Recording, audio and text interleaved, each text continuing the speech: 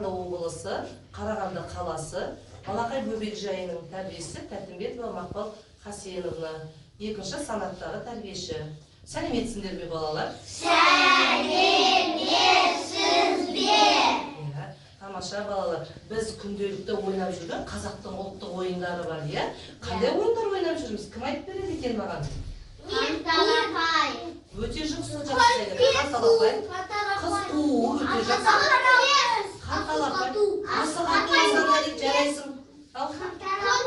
Қол күрес өте жақсы. Қанталапай, айтылды тағы да. Асық ату, садақ ату жақсы. Тақия тастамақ Зайнеп өте жақсы жарайсың. Оқтау тартыс жалғыз өте күшті. Жарайсың балам, Мұстафа. Тамаша арқан тарту деп мен айтып жатыр. Балалар қараңдар, бүгін біздің қоржынға тағы да бір ойын арқан тартыс ойыны. Бұл арқан тартыс ойынына өте мықты жіптен өрілген арқан қажет екен.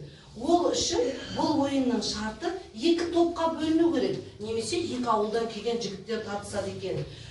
Бұл ойында екі жаққа арқанды бөлеміз. Содан кейін мына тұрған қызыл жолақ бар ғой балалар. Содан жаңағы екі ауылдың жігіттері тартқан кезде жолақтан асып кету керек. Мына қызыл байланған белгі.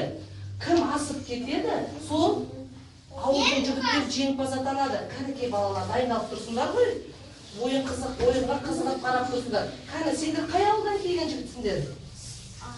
Қай ауылдан? Заңғар жігіттер. Жарайсыңдар Заңғар ауылдың жігіттері. Ал сендер?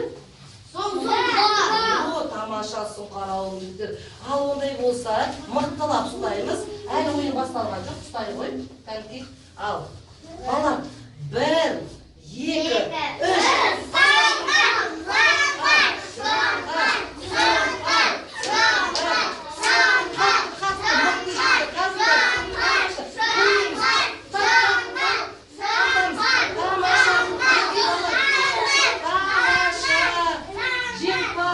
Жеңімпаз атандыңдар, жіберем ойындар.